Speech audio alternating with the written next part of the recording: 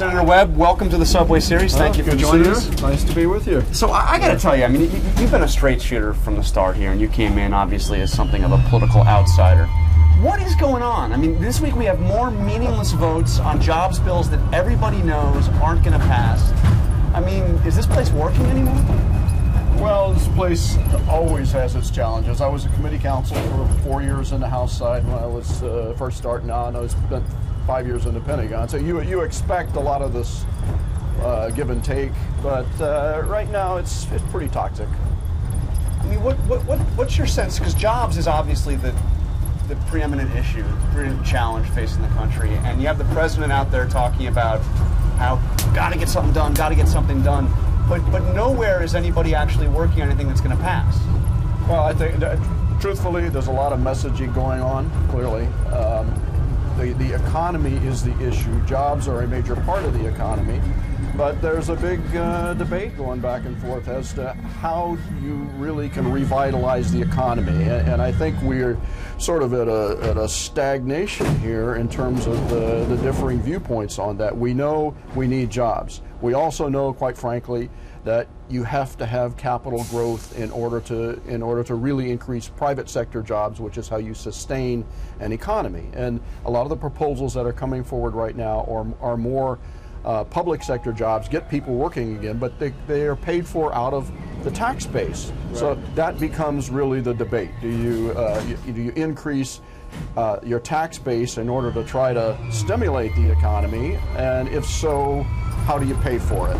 That's, it's sort of like World War I. You got these two battle lines that are drawn and a lot of attrition warfare going on, but not much movement on either side. Are people right to be worried about the leadership of the country right now? I think people always, you need to look at who the leaders are, and I think what happened with this national debt debate really shook a lot of people up.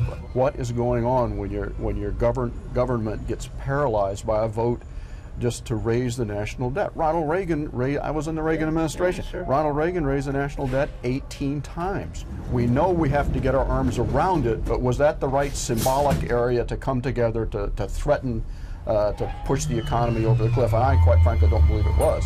And now we have Erskine Bowles has come out with a really dire warning, saying that he's worried that the super committee may fail America by failing to come up with a way to deal with this debt issue. Well, I don't know what's going on in the super committee, and that's actually a plus right now, where they really are behind closed doors. Their discussions are pretty opaque for those of us on the outside. They have some pretty strong incentives to come in with solutions because of what's going to happen if they don't. I think that at some level, the government could absorb some mandatory cuts if it came to that. So do you believe the dire warnings from the Pentagon that the automatic cuts would be devastating, would hurt national security? I believe you can find money in the Pentagon. I think at a minimum, the Pentagon can start reconfiguring our forces in Afghanistan, making sure we actually do withdraw from Iraq and reshape the force structure. I think they're doing that right now when Secretary Panetta says that we're having a strategy-based examination of our force structure. You can come out of that with a well-sized Navy, with a smaller Army and Marine Corps, and with less presence overseas. Plus, get into a lot of the Beltway bandit programs and examine weapon systems. And you can come out with some sensible reductions that don't hurt the quality of the military. How deep a cut? I mean, could you see a 10% cut to the Pentagon budget? I really don't want to get into that. I just think that it's right to say that. But you're talking about cuts deeper than have already been done. You're talking about deeper cuts than what we're already talking about. I would wait to see what they come out with. But what I'm saying is that if they came back and said take the $400 billion out of DoD, I think over time there's a way to do that to protect the quality of our military and our weapon systems, and really look at the operational environment. But you still think we should be getting out of Afghanistan a lot quicker than we're talking about? I think the fairest thing to say about Afghanistan is that that's not the model we're going to be using in the future. Neither is Iraq the model that we're going to be using in the future. Okay, we're almost out of time, but we have the Virginia Senate race for your seat. George Allen's at it again.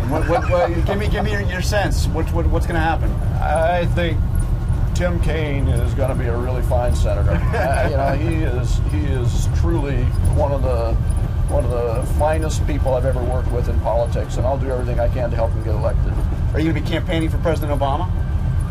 We'll see what that looks like next year. But you're not ready to say you will at this point. I'm not saying that I won't. Right. But you're not saying you will. Okay. I'm saying I've been out there all this year for our state races. And, I'm a Democrat. Okay, this is our stop. But when's the next Jim Webb novel? When do we see another novel from you? I always write. I actually wrote one book while I've been here in the Senate, and I don't know quite what I'm going to do. I just take one thing at a time. All right. Well, we're ready for it. All right. Thank you, Senator. Good to be with you. Appreciate your time.